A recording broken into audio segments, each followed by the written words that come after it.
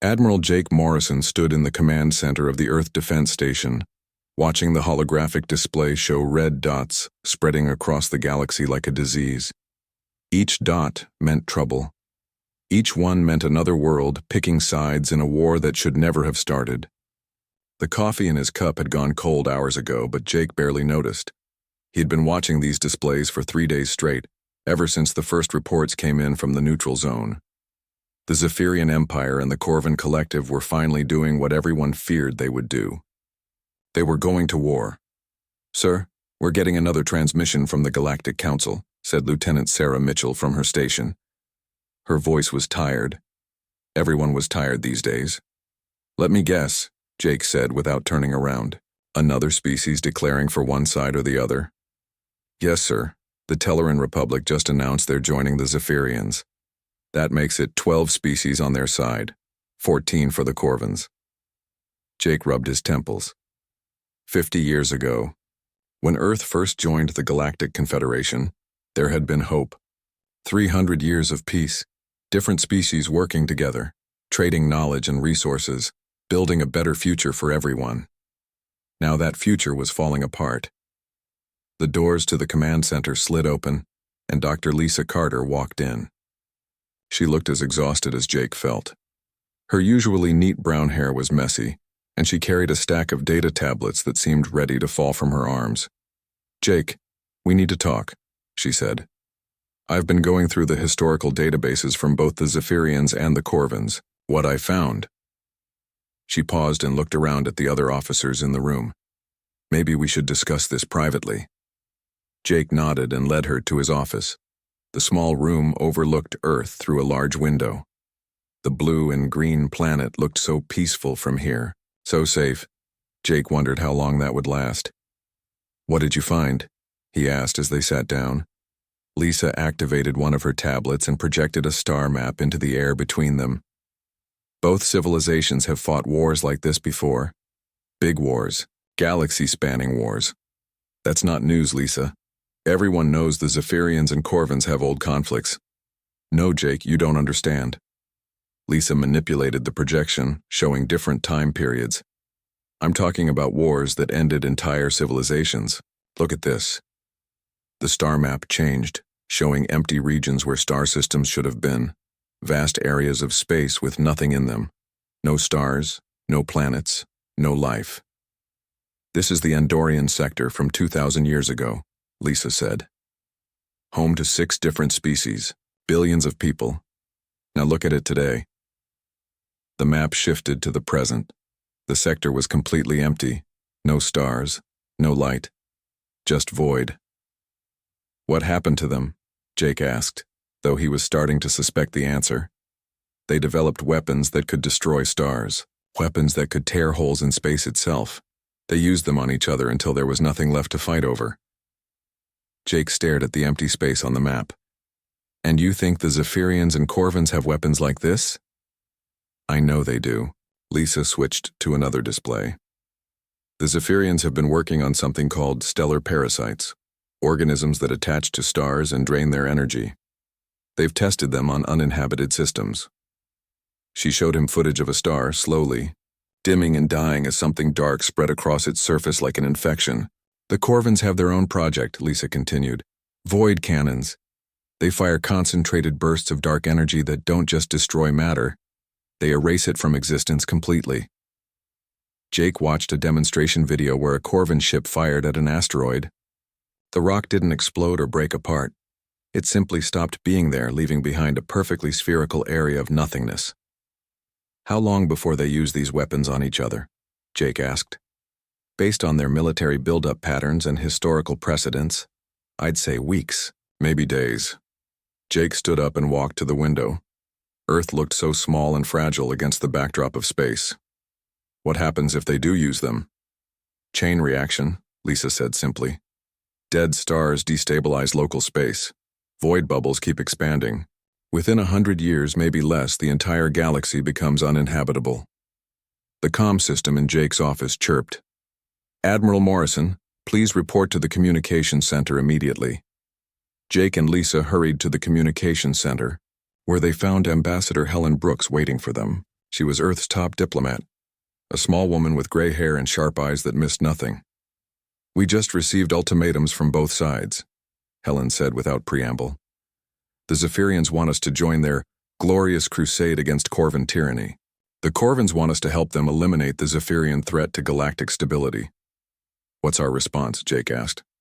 "Officially, we're maintaining neutrality and calling for peace talks." "And unofficially?" Helen's expression darkened.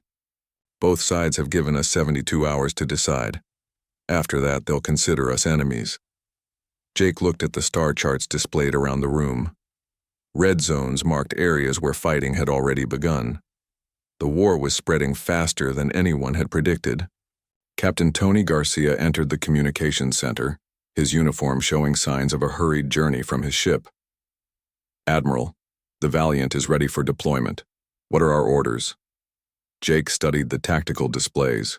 Earth's fleet was small, compared to the massive armadas that the Zephyrians and Corvans were assembling, but human ships were fast and well-armed.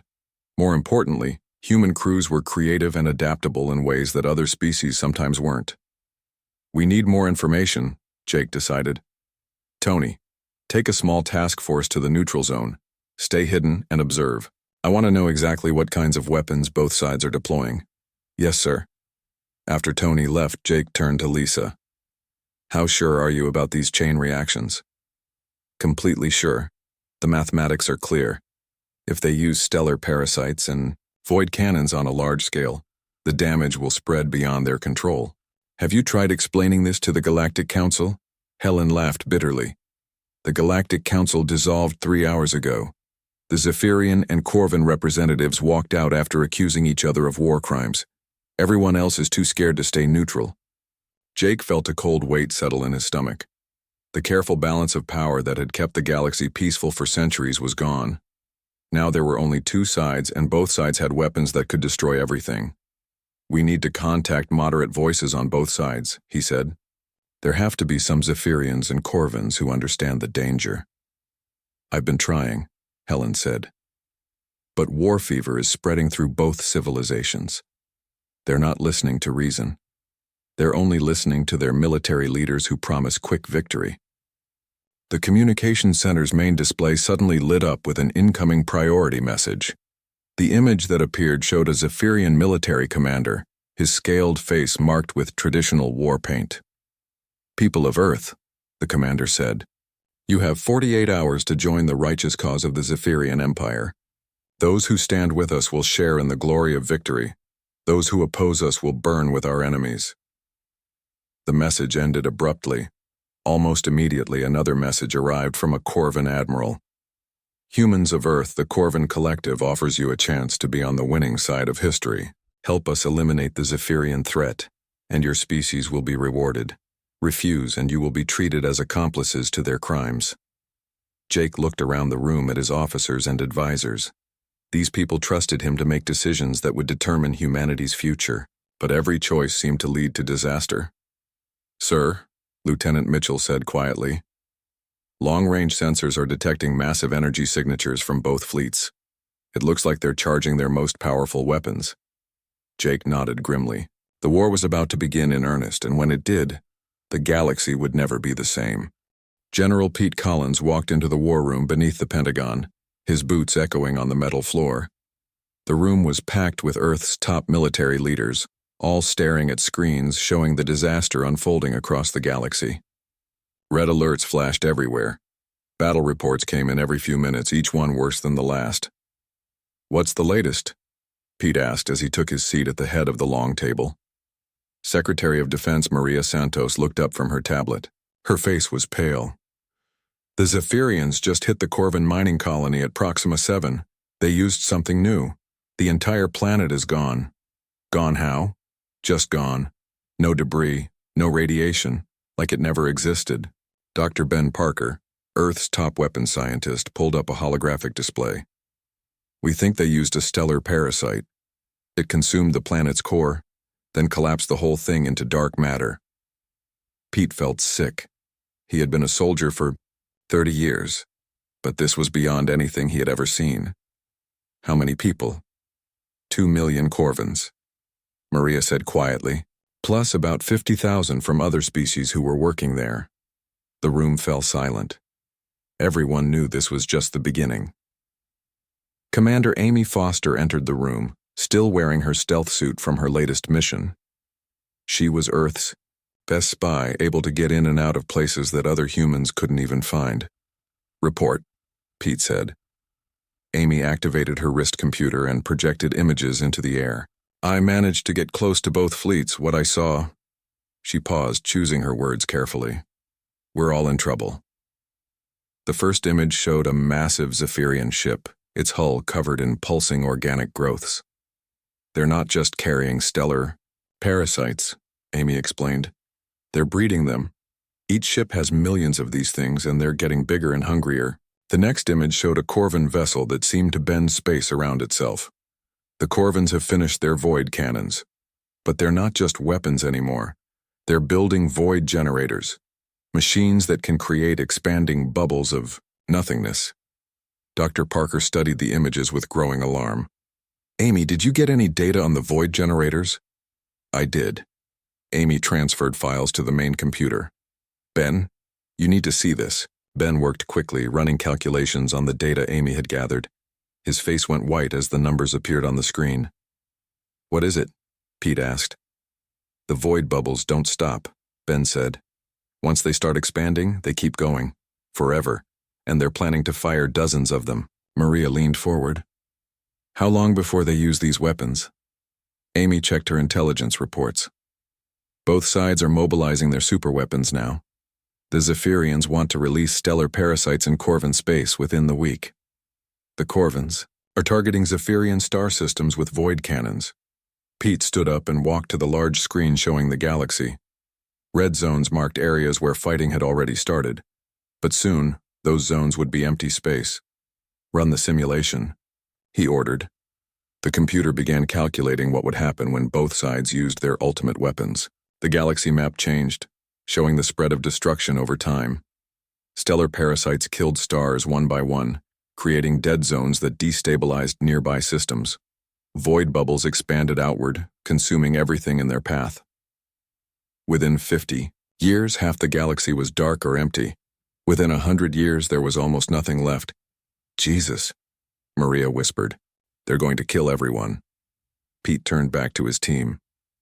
"Have we tried to contact reasonable leaders on both sides?" "Every day," Maria said. "But the moderates have been pushed out of power.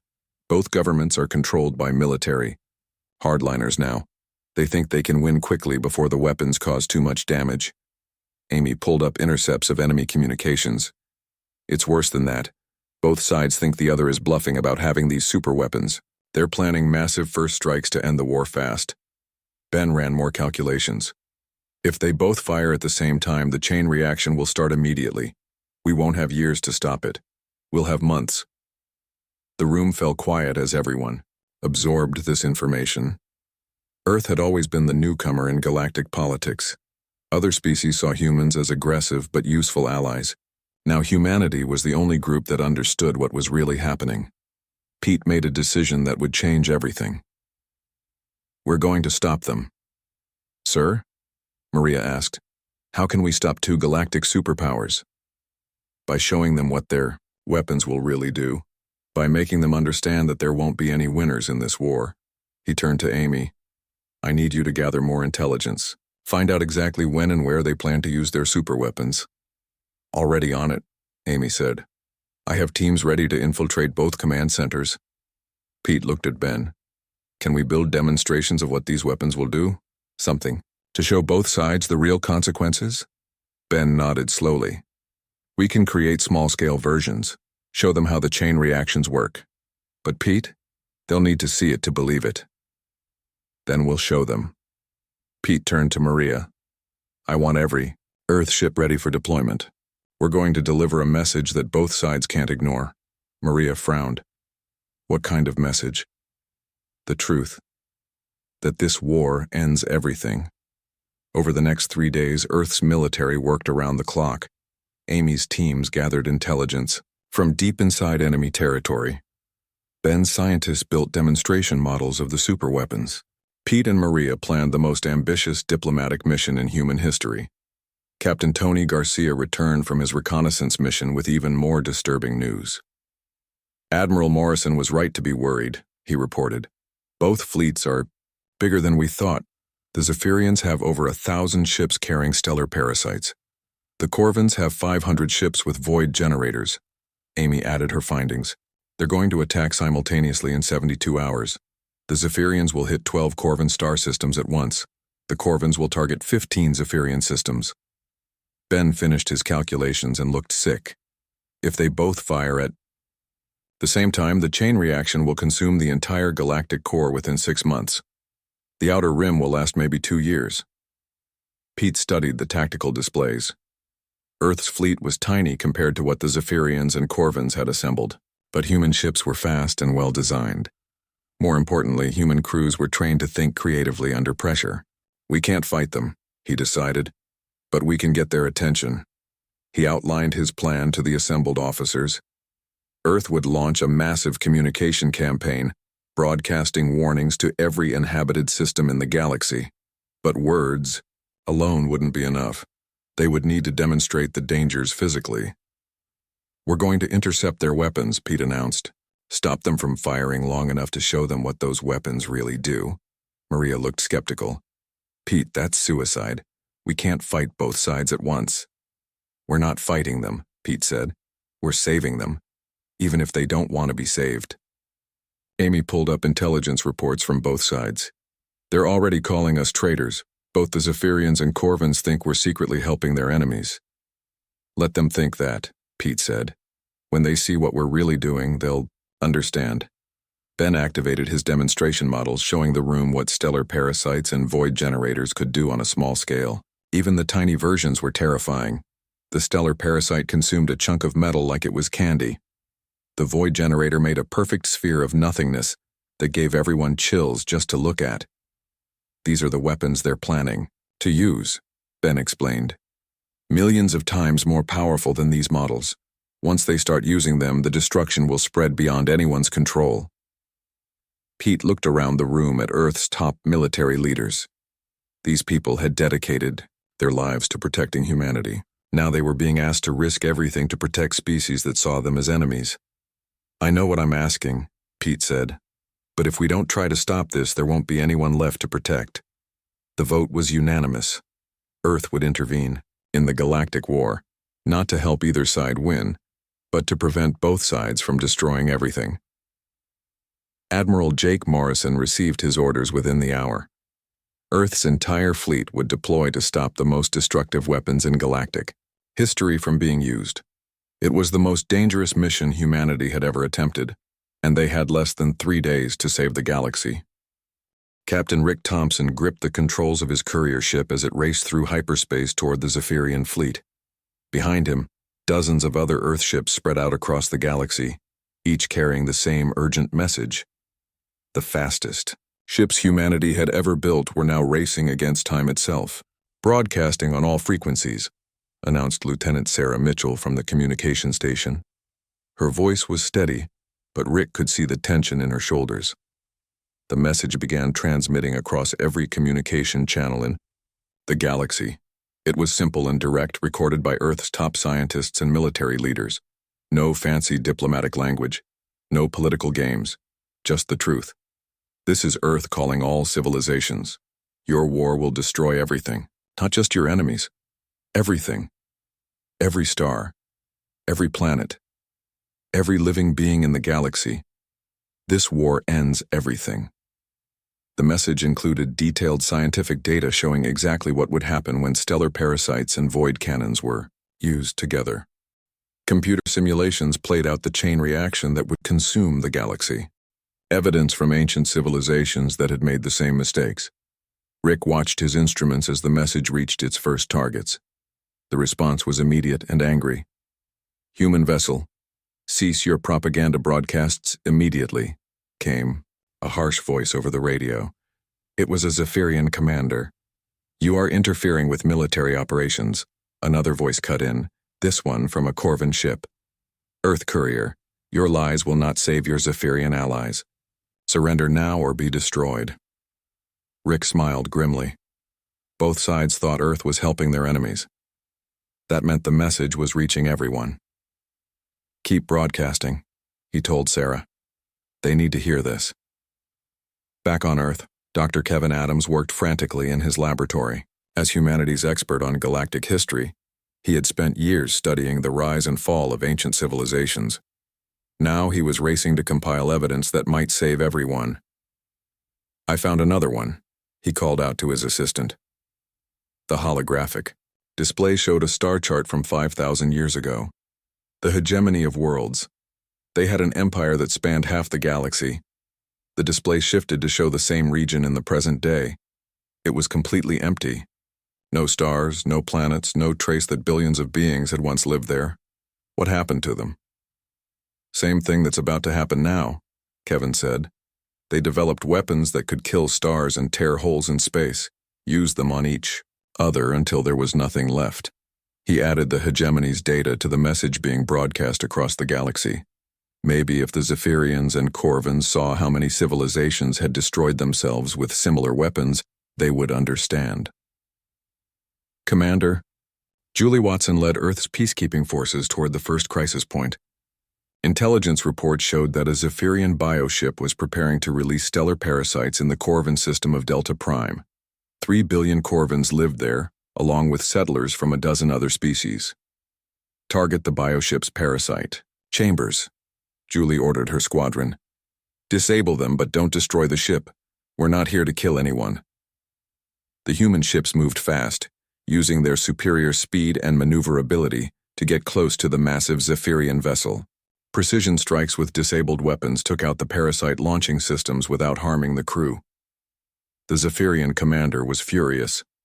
Human ships, you have attacked a vessel of the Empire. This is an act of war. No, Julie replied over the radio. This is an act of sanity. Those parasites would have killed the star in this system. That includes the star that lights your homeworld 3 systems away. She transmitted the scientific data showing how stellar parasites would create a chain reaction, how dead stars would destabilize local space, destroying neighboring systems. The Zephyrian commander's homeworld would die along with everything else. But the commander wasn't listening.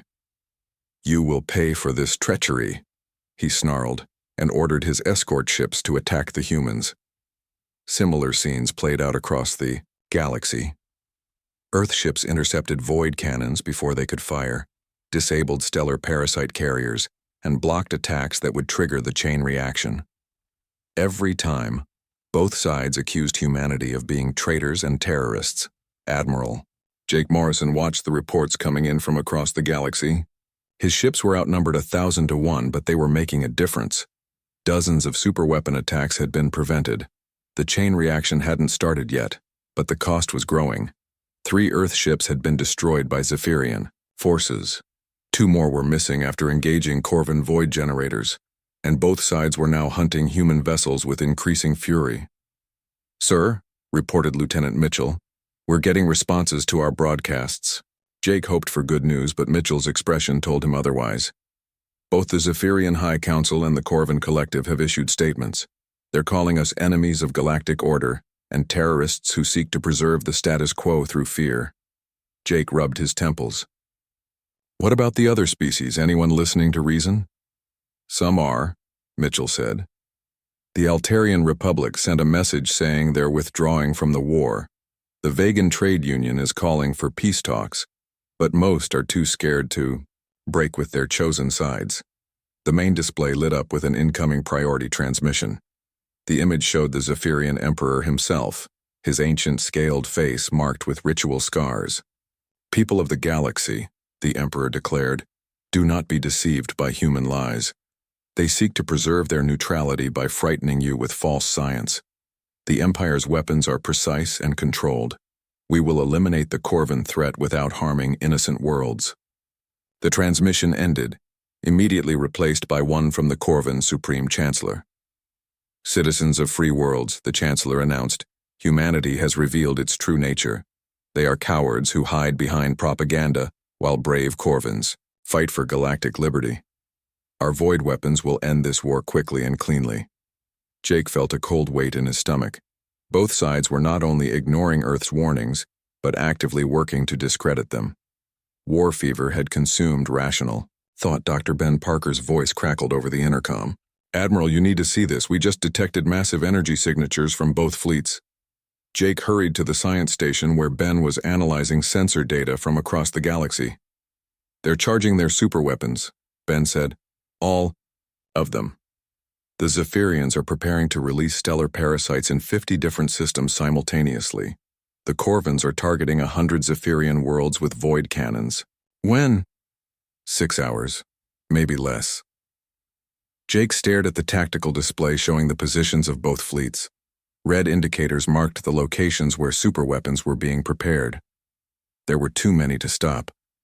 Even if every Earth ship performed perfectly, they couldn't prevent all the attacks. "Sir," called Captain Tony Garcia from his ship, the Valiant.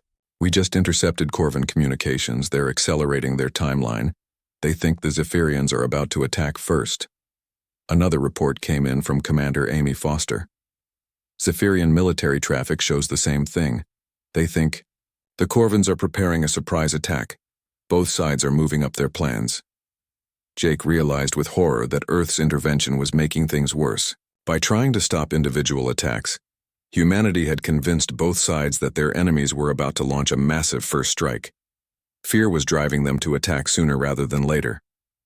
"All Earth vessels," Jake broadcast to his fleet, "converge on the primary targets. We're going to make one last attempt to stop this." As human ships raced toward the most dangerous weapons, the galaxy held its breath. In space stations and colony worlds, people watched the news broadcasts showing Earth's desperate mission. Some called the humans heroes, others called them fools. But in the depths of space, something terrible was beginning. A Corvin void cannon fired at a minor target, creating a small bubble of nothingness. At the same moment, a Zephyrian stellar parasite was released near an uninhabited star. The chain reaction had begun. The void bubble expanded faster than anyone had predicted. What started as a small sphere of nothingness near the Corvin border was now consuming entire star systems. Dr. Lisa Carter watched in horror as the readings came in from deep space sensors. "It's accelerating," she reported to the emergency command center. "The bubble is feeding on the dark matter between stars. Every system it consumes makes it grow faster." On the other side of the galaxy, the stellar parasite released by the Zephyrians had infected 3 suns. The dying stars were sending out waves of radiation that destabilized nearby space. 2 more systems had already collapsed into black holes. Admiral Jake Morrison studied the spreading destruction on the galactic map. Red zones marked where the void bubble was expanding. Black zones showed where stars had died from parasite infection. Between them, space itself was becoming unstable. "How long do we have?" he asked. Dr. Ben Parker worked frantically at his console, running calculations as new data came in. "The void bubble will reach inhabited systems in 6 days. The stellar parasites are spreading to new stars every few hours. If this continues, the entire galactic core will be gone within 3 months." President Marcus Johnson appeared on the EU main screen from Earth. His face was grim but determined. "Admiral, we've made our decision. Operation Last Light is approved." Jake felt his heart sink. Operation Last Light was humanity's final plan. A desperate attempt to stop the chain reaction. By using Earth's entire fleet as a stabilization field, every ship would be destroyed. Most of the crews would die, but it might save the galaxy. "Sir, there has to be another way," Jake said. "There isn't," the president replied. "Our scientists have run every simulation. This is the only option that has any chance of working." Dr. Carter stepped forward. "Mr. President, the other species are still fighting each other. They're not even trying to escape the destruction. Shouldn't we focus on evacuating them instead?" President Johnson's expression was sad but firm. "Lisa, we've tried. We've begged them to stop fighting and work together. They won't listen. They're so consumed with winning this war that they can't see they're all going to die." Jake looked around the command center at his officers. These people had served with him for years. They were like family. Now he was being asked to send them all to their deaths to save people who hated them. Captain Tony Garcia's voice came over the intercom from his ship.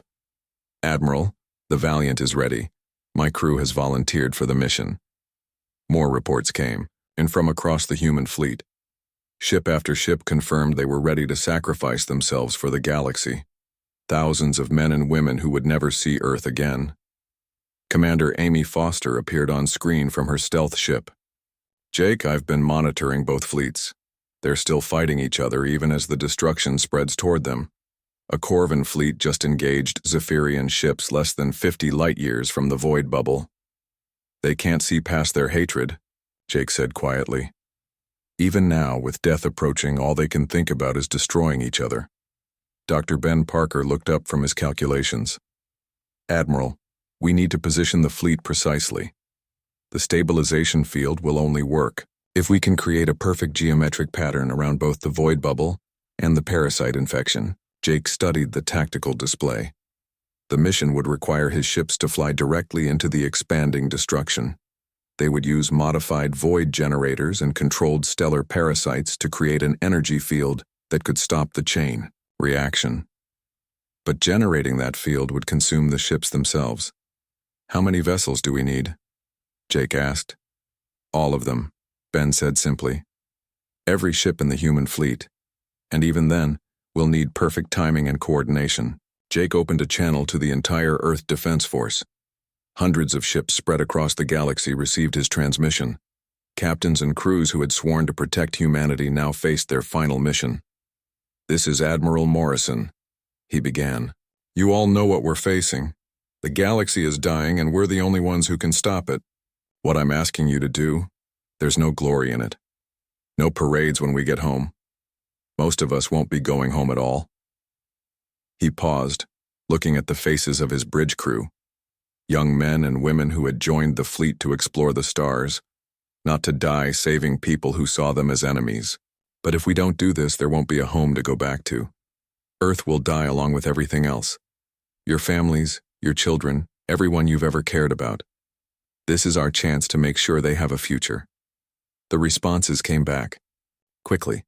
Ship after ship confirmed they were ready. Captain Garcia spoke for many when he said, Admiral, we didn't join the fleet to live forever. We joined to make a difference. This is the biggest difference we'll ever make. Dr. Carter coordinated the scientific aspects of the mission. Each ship will carry either a miniaturized void generator or a controlled stellar parasite, she explained to the fleet commanders. When activated simultaneously, they'll create an interference pattern that can neutralize the chain reaction. What are our chances? Asked Commander Julie Watson from her peacekeeping vessel. Ben Parker answered honestly. About 30%. But it's the only chance the galaxy has. The human fleet began moving into position. Ships that had never been designed for such a mission now carried experimental weapons that would destroy them when activated. Crews said goodbye to their families through subspace messages, knowing they would never see them again. As the fleet moved toward the expanding destruction, reports came in from across the galaxy. The void bubble had consumed its first inhabited system. 2 billion Corvan civilians were simply gone, erased from existence. The stellar parasites had killed another star, and the resulting gravitational waves were tearing apart nearby planets. Both the Zephyrian Empire and the Corvan Collective finally began to understand what was happening. Emergency broadcasts from both governments called for immediate ceasefires and evacuation of threatened systems. But it was too late. The destruction was spreading faster than their fleets could retreat. Human ships, came a transmission from a Zephyrian admiral. We were wrong. Your warnings were true. Is there anything we can do to help? Jake almost smiled. After days of being called terrorists and traitors, the Zephyrians were finally asking for humanity's help. Just stay clear of our operational area, he replied, and take care of the refugees. Similar messages came from Corvan commanders. Both sides were now working together, evacuating civilians from threatened systems and providing what assistance they could. But the real work had to be done by human ships flying into certain death. Captain Garcia led the first wave toward the void bubble. His ship and 50 others activated their void generators at precisely calculated intervals.